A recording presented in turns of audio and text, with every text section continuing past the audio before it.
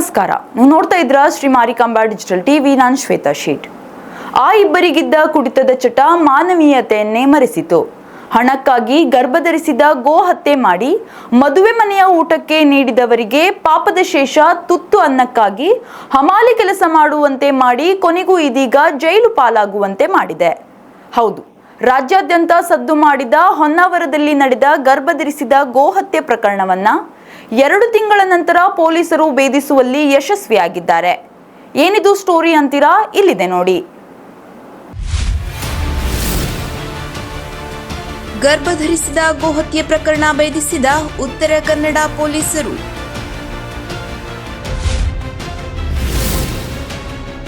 ಹತ್ಯೆ ಮಾಡಿ ತಲೆಮರೆಸಿಕೊಂಡಿದ್ದ ಇಬ್ಬರು ಆರೋಪಿಗಳ ಬಂಧನ.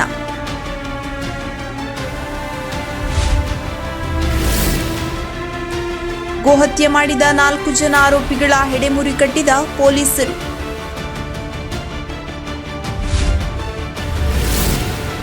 ಕುಡಿತದ ಚಟಕ್ಕೆ ಗೋಹತ್ಯೆ ಮಾಡಿ ಮದುವೆ ಮನೆಯ ಬಾಡೂಟಕ್ಕೆ ನೀಡಿದ್ದ ಆರೋಪಿಗಳು.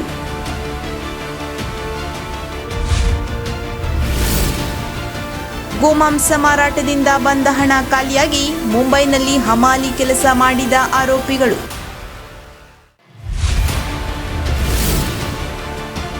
ಆರೋಪಿಗಳ ಮಾಹಿತಿ ನೀಡಿದ ಇಬ್ಬರಿಗೆ ತಲಾ 1 ಲಕ್ಷ ಬಹುಮಾನ. ಒಂದೆಡೆ ಕಾಡಿನಲ್ಲಿ ಗರ್ಭಧರಿಸಿದ್ದ ಹಸುವಿನ ತಲೆ, ಮತ್ತೊಂದೆಡೆ ಹೊಟ್ಟೆಯಲ್ಲಿದ್ದ ಕರುವಿನ ಮೃತದೇಹ. ಈ ದೃಶ್ಯ ನೋಡುತ್ತಿದ್ದಂತೆ ಎಂಥವರನ್ನು ಕರುಳು ಕಿವಿಚುತ್ತದೆ. ಜನವರಿ 19ರಂದು ಸಾಲ್ಕೋಡಿನ ಕೃಷ್ಣ ಆಚಾರಿಯವರ ಪ್ರೀತಿಯಿಂದ ಸಾಕಿದ್ದ ಹಸು ಹತ್ಯೆಯಾಗಿದ್ದನ್ನು ನೋಡಿ ಚಿರತೆ ಕೊಂದಿರಬಹುದು ಎಂದುಕೊಂಡಿದ್ದರು. ಆದರೆ ಹಸುವಿನ ತಲೆ ಕಾಲುಗಳನ್ನು ಕತ್ತರಿಸಿ ಮಾಂಸ ಕೊಂಡೊಯ್ದುದನ್ನು ನೋಡಿದ ಅವರು ಮಾಂಸಕ್ಕಾಗಿ ಕೊಂಡೊಯ್ದಿರುವ ಸಂಶಯದಿಂದ ತಕ್ಷಣ ದೂರು ನೀಡಿದರು. 6 ತಿಂಗಳ ಗರ್ಭಧರಿಸಿದ್ದ ಹಸು ಹತ್ಯೆ ಜಿಲ್ಲೆಯಲ್ಲಿ ಅಲ್ಲದೆ ರಾಜ್ಯದಲ್ಲೂ ಸದ್ದು ಮಾಡಿತು. ಸರ್ಕಾರ ಸಹ ಕಠಿಣ ಕ್ರಮ ಕೈಗೊಳ್ಳುವಂತೆ ಸೂಚನೆ ನೀಡಿತ್ತು. ಇದರ ಬೆನ್ನಲ್ಲೇ ಪೊಲೀಸ್ ವರಿಷ್ಠಾಧಿಕಾರಿ ಎಂ ನಾರಾಯಣ್ 6 ತಂಡಗಳನ್ನು ಮಾಡಿ ತನಿಖೆ ಕೈಗೊಂಡರು. ಸುಮಾರು 800ಕ್ಕೂ ಅಧಿಕ ಜನರನ್ನ ಪೊಲೀಸರು ವಿಚಾರಣೆ ನಡೆಸಿ ಹಸುವನ್ನ ಕೊಂದವರು ಗುರುತಿಸಿದ್ದ ಪೊಲೀಸರು ಆರೋಪಿಗಳ ಬಂಧನಕ್ಕೆ ಜಾಡು ಬೀಸಿದ್ದರು. ಆರೋಪಿಗಳನ್ನ ಹುಡುಕಿಕೊಟ್ಟವರಿಗೆ ಬಹುಮಾನವನ್ನ ಸಹ ಕೊಡಲಾಗುವುದು ಎಂದು ಘೋಷಣೆ ಮಾಡಿದ್ದರು. ಅಂತಿಮವಾಗಿ ಪ್ರಕರಣದ ಪ್ರಮುಖ ಆರೋಪಿಯಾಗಿದ್ದ ವಾಸಿಂ ಎಂಬಾತನನ್ನ ಮುಂಬೈನಲ್ಲಿ ಬಂಧಿಸಿದಂತೆ ಇನ್ನೋರ್ವ ಆರೋಪಿ ಮುಜಾಮಿಲ್ ಎಂಬಾತನನ್ನು ಭಟ್ಕಳದಲ್ಲಿ ಬಂಧಿಸುವಲ್ಲಿ ಪೊಲೀಸರು ಯಶಸ್ವಿಯಾಗಿದ್ದಾರೆ. ಒಂದು ಗ್ರಾಮದಲ್ಲಿ ಕೃಷ್ಣಾಚಾರ್ಯ ಗರ್ಭಿಣಿ ಧರಿಸಿದಂತ ಒಂದು ಹಸುವನ್ನು ಯಾರೋ ವ್ಯಕ್ತಿಗಳು ಅದನ್ನ ವಧೆ ಮಾಡಿ ಅದನ್ನ ಕರುವಿನಲ್ಲೇ ಬಿಸಾಕಿ ಅದರ ಮಾಂಸವನ್ನು ತಗೊಂಡು ಹೋಗಿರ್ತಾರೆ. ಈ ವಿಷಯ ಗೊತ್ತಾದ ತಕ್ಷಣ ಅಲ್ಲೆಲ್ಲ ತುಂಬಾ ಸಂಚಲನ ಮೂಡಿಸಿತ್ತು. ಹೀಗಾಗಿ ಈ ಹಿಂದೆ ಈ ಘಟನೆ ನಡೆಯೋಕೆ ಮುಂಚೆ ಬೆಂಗಳೂರಲ್ಲಿ ಮತ್ತೆ ಬೇರೆ ಬೇರೆ ಕಡೆಗೆ ಸಹ ಗೋಹತ್ಯೆ ಪ್ರಕರಣಗಳು ಬರ್ತಾ ಇದೆ. ಸರ್ಕಾರ ಮಾನ್ಯ ಗೃಹ ಮಂತ್ರಿಗಳು ಮತ್ತೆ ನಮ್ಮ DGN IGP ಸಾಹೇಬರು ಮತ್ತೆ ನಮ್ಮ IGP ಸಾಹೇಬರುಗಳ ಸ್ಥಳಕ್ಕೆ ತಕ್ಷಣ ಭೇಟಿ ಮಾಡಿ ಇದ್ರ ಬಗ್ಗೆ ಉಗ್ರವಾದಂತ ಕ್ರಮ ತಗೋಬೇಕಂತ ನಮ್ಗೆ ನಿರ್ದೇಶ ಆಯ್ತು. ಹಾಗಾಗಿ ಈ ಕೇಸ್ನ ನಾವು 19ನೇ ತಾರೀಕು ಕೇಸ್ ರಿಜಿಸ್ಟರ್ ಮಾಡಿದ್ವಿ.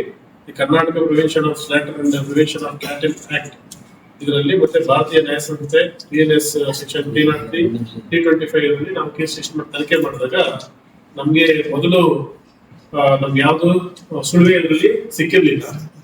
ಹಾಗಾಗಿ ಇದು ಸಂಬಂಧಪಟ್ಟಂಗೆ DSP ಭಟ್ಕಳ ಮಹೇಶ್ ಮತ್ತೆ ಆವಾಗಲೇ ಹೊಸ ಇನ್ಸ್ಪೆಕ್ಟರ್ ಬಂದಂತಹ ಸಿದ್ದರಾಮೇಶ್ವರ್ ಅವರು ಮತ್ತೆ PSI law and order Manjunath ಇವರ ನೇತೃತ್ವದಲ್ಲಿ ಒಂದು ಟೀಮ್ ನಾವು ಫಾರ್ಮೇಶನ್ ಮಾಡಿದ್ವಿ. ನಾನು ಸಹ 4 ದಿವಸದಲ್ಲಿ ಸುಳುಗೋಸ್ಕರ ಬೆಟ್ಟ ಗುಡ್ಡದಲ್ಲಿ ನಾವೆಲ್ಲ ಓಡಾಡಿದಾಗ ನಮ್ಗೊಂದು ಸುಳು ಸಿಕ್ತು. ಹಾಗಾಗಿ ಈ ಟೀಮ್ ಅಲ್ಲಿ ಶ್ರೀ ಈ ಹಿಂದೆ ನಮ್ಮ ಜಗದೀಶ್ ಶಾಸ್ತ್ರಿ ಅವರಿದ್ರು, ಮಹೇಶ್ DSP ಭಟ್ಕಳ, ಸಿದ್ದರಾಮೇಶ್ವರ ಇನ್ಸ್ಪೆಕ್ಟರ್ ಅವರು, ಮಂಜುನಾಥ್ PSI ನಾನು ಸುವ್ಯವಸ್ಥೆ, ಅಬ್ದುಲ್ ಹಮೀದ್, ಕೃಷ್ಣೇಗೌಡ, ನಾಗರಾಜ್ ಮೊಗೇರ್, ದಿನೇಶ್ ನಾಯ್ಕ್, ಲೋಕೇಶ್ ಕತ್ತಿ, ಮಂಜುನಾಥ್ ರೆಕಾಪುರಿ, ಮೈನುದ್ದೀನ್ ಪಾಟ್ನಿ, ಆನಂದ್ ಲಮಾಣಿ, ವಿಠಲ್ ಹಳ್ಳಿ, ಮಲ್ಲಿಕಾರ್ಜುನ್ ಸರ್ದಾರ್, ಉದಯ್ ಗುರ್ಗ ಮತ್ತೆ ಬಬಲ್ ಮಸೀಡಿ ಆಗಿದ್ದ ಮತ್ತೆ ಹರಿಕಂತ್ ಉನ್ನವ ಸ್ಟೇಷನ್ ಮತ್ತೆ ನಮ್ಮ ಶಫಿ ಯಲ್ಲಾಪುರ ಠಾಣೆಯಿಂದ ಮತ್ತೆ ನಮ್ಮ ಯಲ್ಲಾಪುರದ ದೀಪಕ್ ಅನ್ನೋ ಜೊತೆ ಒಂದು ವಿಶೇಷವಾದ ತಂಡ ಮಾಡಿ 4 ತಂಡಗಳು ನಾವು ಮಾಡಿದ್ವಿ ಕೇಸ್ಗೆ. ಆ ಕೇಸಲ್ಲಿ ನಮ್ಗೆ ಒಂದು ಕ್ಲೂ ಸಿಕ್ತು. ಅದ್ಮೇಲೆ ನಾವು ಫೈಜಾನ್ ಅನ್ನೋನ್ನ ಮತ್ತೆ ತೌಫಿಕ್ ಅನ್ನೋನ್ನ 25/1/2025 ನಾವು ಅರೆಸ್ಟ್ ಮಾಡಿದ್ವಿ.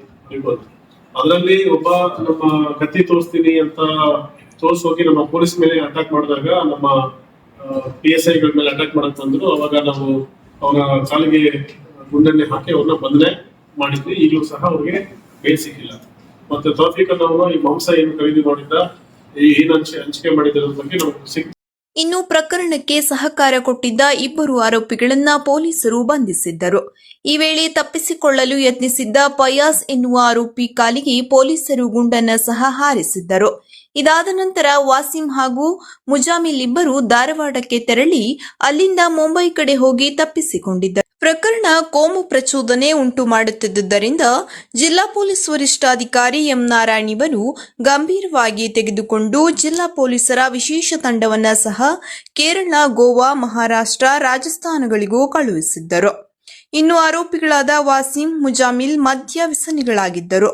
ಕುಡಿತದ ಹಣಕ್ಕಾಗಿ ತಮ್ಮೂರಿನ ಸುತ್ತಮುತ್ತ ಇರುವ ಗೋವುಗಳನ್ನು ಕದ್ದು ಹತ್ಯೆ ಮಾಡಿ ಮಾರಾಟ ಮಾಡಿ ಬಂದ ಹಣದಲ್ಲಿ ಮೋಜು ಮಸ್ತಿ ಮಾಡುತ್ತಿದ್ದರು. ಮೊದಲು ಕದ್ದ ಹಸುಗಳ ಫೋಟೋ ಹೊಡೆದು ತನ್ನ ಗ್ರಾಹಕರಿಗೆ ಕಳುಹಿಸಿ ಮಾಂಸ ಮಾರಾಟ ಮಾಡುತ್ತಿದ್ದರು.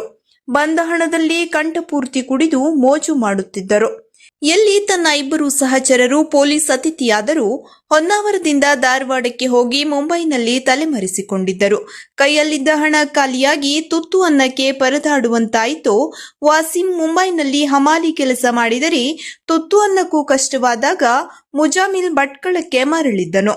ಈತ ಭಟ್ಕಳಕ್ಕೆ ಬಂದ ಮಾಹಿತಿಯನ್ನು ಸ್ಥಳೀಯರೊಬ್ಬರು ನೀಡಿದ್ದು ತಕ್ಷಣ ಭಟ್ಕಳದಲ್ಲಿ ಆತನನ್ನು ಬಂಧಿಸಿದ್ರೆ, ಮುಂಬೈನಲ್ಲಿ ಓರ್ವ ವ್ಯಕ್ತಿಯೊಬ್ಬರು ನೀಡಿದ ಮಾಹಿತಿಯಿಂದ ವಾಸಿಂನನ್ನು ಬಂಧಿಸುವಲ್ಲಿ ಯಶಸ್ವಿಯಾಗಿದ್ದರು. ಗೋಹಂತಕರು ಕೊನೆಗೂ ಜೈಲು ಪಾಲಾಗಿದ್ದಾರೆ. ಸದ್ಯ ಇವರ ಗೋಕಳ್ಳ ಜಾಲದ ಬಗ್ಗೆ ತನಿಖೆ ಮುಂದುವರೆದಿದ್ದು, ಗೋವಾ, ಕೇರಳ ಸೇರಿದಂತೆ ಹಲವು ಭಾಗದಲ್ಲಿ ಇವರ ಸಂಪರ್ಕದ ಬಗ್ಗೆ ಪೊಲೀಸರು ತನಿಖೆ ಮುಂದುವರೆಸಿದ್ದಾರೆ.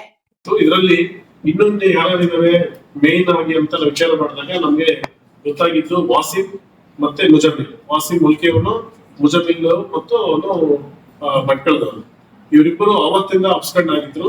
ಹಾಗಾಗಿ ಇದರಲ್ಲಿ ತಿರ್ಗಾ ಕೇವಲ ಇದು ಹಿಂದೂ ಮತ್ತು ಮುಸ್ಲಿಂ ಅಂತಲ್ಲ, ಇದಕ್ಕೆ ಸಹಾಯ ಮಾಡುವಂತ ಸಂಬಂಧಪಟ್ಟಂಗೆ ಬೇರೆಯವರು ಇದ್ರನ್ನ ಒಂದು ಆಧಾರದ ಮೇಲೆ ನಾವು ಸುಮಾರು 45 ಜನಗಳನ್ನ ನಾವು ವಿಚಾರ ಮಾಡಿದ್ವಿ. ಅದರಲ್ಲಿ ಎಲ್ಲಾ ಜಾತಿ ಜನರು ಇದ್ದಾರೆ. ಹಾಗಾಗಿ ಮತ್ತೆ ಈಗ ಇದರಲ್ಲಿ ಪ್ರಮುಖ ಆರೋಪಿ ವಾಸಿಂ ಮತ್ತೆ ಮುಜಮಿಲ್ನ ಹಿಡಿಕೊಟ್ಟವರಿಗೆ ನಮ್ಮ ಉತ್ತರ ಕನ್ನಡ ಪೊಲೀಸಿಂದ ತಲಾ 55,000 ರೂಪಾಯಿ ಬಹುಮಾನ ಸಹ ನಾವು ಘೋಷಣೆ ಮಾಡಿದ್ವಿ. ಅದರ ನಂತರ ಒಲಿಕೆಯ ಇನ್ನೊಬ್ಬ ಶೇಖ್ ಖಲೀಲ್ ಶೇಖ್ ಅವರು 1 ಲಕ್ಷದ ಬಹುಮಾನವನ್ನು ಸಹ ಅವರು ಘೋಷಣೆ ಮಾಡಿದ್ರು. ನಮ್ಮ ಜಿಲ್ಲೆಯ ಮಂತ್ರಿಗಳಾದಂತಹ ಸನ್ಮಾನ್ಯ ಬಂಗಾಳಿ ವೈದ್ಯ ಸಾಹೇಬರು ಈಗ ಯಾರು ಈ ಆಕಳು ಈ ತರ ಕಳ್ತನ ಮಾಡಿದ್ರೆ ನಾವು ತಡಿಬೇಕು, ಮತ್ತೆ ಅದಕ್ಕೆ ಏನೇನು ಪೊಲೀಸ್ಗೆ ನೀವು ಸ್ಪೆಷಲ್ ಚೀಟ್ ಮಾಡಿ ಆ ಆರೋಪಿಗಳನ್ನ ಹಿಡಿಯಬೇಕು, ಯಾರೇ ಇದ್ರು ಸಹ ಅವ್ರನ್ನ ಬಿಡಬಾರ್ದಂತ ಒಂದು ಕಟ್ಟುನಿಟ್ಟಿನ ಆದೇಶ ಮಾಡಿದ್ರು. ಹಾಗಾಗಿ ಈ ಕೇಸ್ನ ನಾವು ತುಂಬಾ ಸೀರಿಯಸ್ ಆಗಿ ಕೆಲಸ ಮಾಡಿದ್ವಿ. ಅದರಲ್ಲಿ ಪ್ರಮುಖವಾಗಿ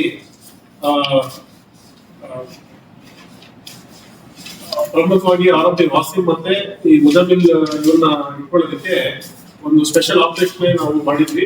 5 ರಾಜ್ಯಗಳಲ್ಲಿ ಕರ್ನಾಟಕ, ಗೋವಾ, ಮಹಾರಾಷ್ಟ್ರ, ಮಧ್ಯಪ್ರದೇಶ್, ಟಕಮ್ಗಢ್ ಜಿಲ್ಲೆ ಮತ್ತು ಉತ್ತರ ಪ್ರದೇಶದ ಝಾನ್ಸಿ ಜಿಲ್ಲೆ, ಇಷ್ಟಲ್ಲೇ 5 ಜಿಲ್ಲೆಗಳಲ್ಲಿ ಹುಡುಕಾಟ ನಡೀತು. ಒಟ್ಟು 11,000 ಕಿಲೋಮೀಟರ್ ಹುಡುಕಾಟ ನಮ್ಮ ಇನ್ನೊಂದು ಟೀಮ್ ಮಾಡಿದೆ ರಾತ್ರಿ ಹಗಲು. ಈ 45 ದಿನಗಳಲ್ಲಿ ಸುಮಾರು 110ರಿಂದ 130 ಸ್ಥಳಗಳಲ್ಲಿ ನಾವು CCTV ಪರಿಶೀಲನೆ ಮಾಡಿದ್ವಿ. ಒಟ್ಟು 350 GB ಆದಷ್ಟು ಸಂಗ್ರಹನ ನಾವು ಡೇಟಾನ ಅನಾಲಿಸಿಸ್ ಮಾಡಿದ್ವಿ. ಒಟ್ಟು 300ರಿಂದ 300 ವ್ಯಕ್ತಿಗಳನ್ನ ನಾವು ಇದರಲ್ಲಿ ವಿಚಾರಣೆ ಮಾಡಿದ್ವಿ. ಮತ್ತು ಸುಮಾರು 800 ಮೊಬೈಲ್ ನಂಬರ್ಗಳನ್ನ ಸಹ ನಾವು ಪರಿಶೀಲನೆ ಮತ್ತು ವಿಶ್ಲೇಷಣೆ ಮಾಡಿದಾಗ ಈ ವಿಷಯ ನಮಗೆ ಗೊತ್ತಾಯ್ತು.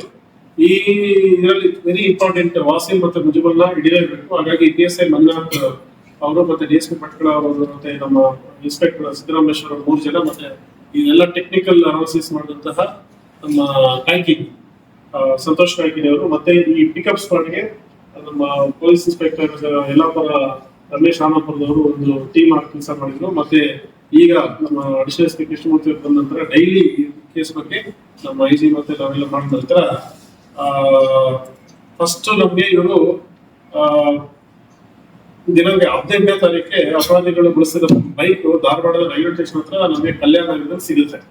ಆಮೇಲೆ ಬೈಕ್ ಸಿಕ್ಕಿದ ನಂತರ ಅವರು ಯಾವುದಕ್ಕೆ ಹೋಗಿರ್ಬೇಕಂತ ಊಹೆ ಮಾಡ್ಕೊಂಡು 22 ಸಮಯ ರಾತ್ರಿ 30 ನಂತರದಲ್ಲಿ ಆರೋಪಿ ಧಾರವಾಡದಲ್ಲಿ ಇರ್ತಾರೆ. ಧಾರವಾಡದಲ್ಲಿ ನಮ್ಮ ಪೊಲೀಸರು ನೋಡ್ಕೊಂಡು ತಪ್ಪಿಸ್ಕೊಂಡು ಹೊರಟವರು ತಿರ್ಗಾ ಅವರು ಧಾರವಾಡಕ್ಕೆ ಬರಲ್ಲ. ಅದಾದ ನಂತರ ಧಾರವಾಡದಲ್ಲಿ ಒಟ್ಟು 3 ಟ್ರೈನ್ಗಳು ಬೆಂಗಳೂರು ಕಡೆ, ಮುಂಬೈ ಕಡೆ ಮತ್ತು ಚಂಡೀಗಢಗೆ ಮತ್ತೆ ವಾಸ್ಕೋಡಿಗಾಮ ಇಷ್ಟು ಎಕ್ಸ್ಪ್ರೆಸ್ ಟ್ರೈನ್ ಹೋಗಿರುತ್ತೆ. ನಮ್ಮ ಟೀಮ್ ಅವರು ಅಷ್ಟು ರೈಲ್ವೆ ಸ್ಟೇಷನ್ ತಿರ್ಗಾ ಬೆನ್ನತ್ತು ಹೋಗಿ ರೈಲ್ವೆ ಸ್ಟೇಷನ್ ಎಲ್ಲ CCTV ಪತ್ತೆ ಮಾಡಿರ್ತಾರೆ. ಮತ್ತೆ ಅವರು ಕೊನೆಗೆ ಮುಂಬೈ ಕಡೆ ಹೋಗಿದ್ದಾರೆ ಅನ್ನೋದು ನಮ್ಗೆ ಕನ್ಫರ್ಮ್ ಆಗುತ್ತೆ. ಸೊ ಉತ್ತರ ಭಾರತದ ಕಡೆ ಆರೋಗ್ಯ ನಿರೂಪಣೆಗೆ ಸಂಬಂಧಿಕರು ಮತ್ತು ಸ್ನೇಹಿತರ ಊರುಗಳನ್ನ ನೋಟ್ ಮಾಡಿಕೊಂಡು ಎಲ್ಲ ಊರುಗಳಿಗೆ ಭೇಟಿ ಮಾಡಿ ಆರೋಗ್ಯದ ಬಗ್ಗೆ ಮಾಹಿತಿ ಕಲೆ ಆಗುತ್ತಾ ನಾವು ಪತ್ತೆ ಮಾಡೋದಕ್ಕೆ ಅವರು ಆನ್ಲೈನೇ ಹೋಗಿದ್ದಾರೆ. ಈ ಸಂದರ್ಭದಲ್ಲಿ ದಿನಾಂಕ 1/3 ಮಹಾರಾಷ್ಟ್ರ ರಾಜ್ಯದಲ್ಲಿ ಪತ್ತೆ ಕಾರ್ಯ ಮಾಡ್ತಿದ್ದಾಗ ಮುಂಬೈನ ಒಬ್ಬ ಗುಪ್ತ ಮಾಹಿತಿದಾರನು ತಾನು ವಾಸಿಂ ಒಬ್ಬರನ್ನು ಮಾತ್ರ ರೈಲ್ವೆ ಸ್ಟೇಷನ್ ಹತ್ರ ನೋಡಿದ್ದೇನೆ ಅಂತ ಹೇಳಿ ಮಾಹಿತಿಯನ್ನು ನಮ್ಮ ಗಮನಕ್ಕೆ ನೀಡಿದ್ದಾರೆ. ಜೊತೆಗೆ ವಾಸಿಂನ ಹೆಂಡತಿಯ ಅಕ್ಕನ ಮೊಬೈಲ್ ನಂಬರ್ CR ಪರಿಶೀಲನೆ ಮಾಡಿ ವಾಸಿಂ ತನ್ನ ಹೆಂಡತಿಯ ಅಕ್ಕನ ಸಂಪರ್ಕದ ಬಗ್ಗೆ ನಮಗೆ ಖಚಿತ ಮಾಹಿತಿ ಸಿಗುತ್ತೆ. ಅವನು ಬಾಂಬೆದಲ್ಲಿ ಇದ್ದಾನೆ. ಈ ಖಾಸಗಿ ಗುಪ್ತ ಮಾಹಿತಿದಾರನಿಗೆ ಈಗ ನಾವು 50,000 ರೂಪಾಯಿ ಬಹುಮಾನವನ್ನು ಮತ್ತೆ ವಲ್ಕಿಯಿಂದ 50,000 ಸೇರಿ 1 ಲಕ್ಷಕ್ಕೆ ನಾವು ಬಹುಮಾನವನ್ನು ಗುಪ್ತ ಮಾಹಿತಿದಾರನಿಗೆ ನೀಡ್ತಾ ಇದ್ವಿ. ಅದೇ ರೀತಿ ಆ ಮಾಹಿತಿ ಕುಡಿತದ ಚಟದಿಂದ ಗೋಹತ್ಯೆಗಿಳಿದ ಈ ಕದೀಮರು ತುತ್ತು ಅನ್ನಕ್ಕೂ ಗತಿಗೆಟ್ಟು ಕೊನೆಗೂ ಜೈಲು ಪಾಲಾಗಿದ್ದಾರೆ.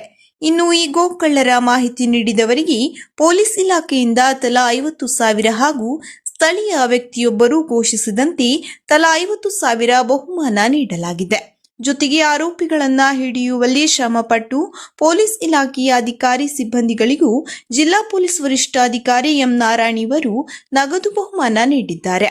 ಒಟ್ಟಿನಲ್ಲಿ ಕೋಮು ದ್ವೇಷಕ್ಕೆ ದಾರಿ ಮಾಡಿಕೊಟ್ಟಿದ್ದ ಗೋಹತ್ಯೆ ಪ್ರಕರಣ ಕೊನೆಗೂ ತಾರ್ಕಿಕ ಅಂತ್ಯ ಕಂಡಿದ್ದು ಹತ್ಯೆ ಮಾಡಿದವರು ಜೈಲು ಪಾಲಾಗಿದ್ದಾರೆ.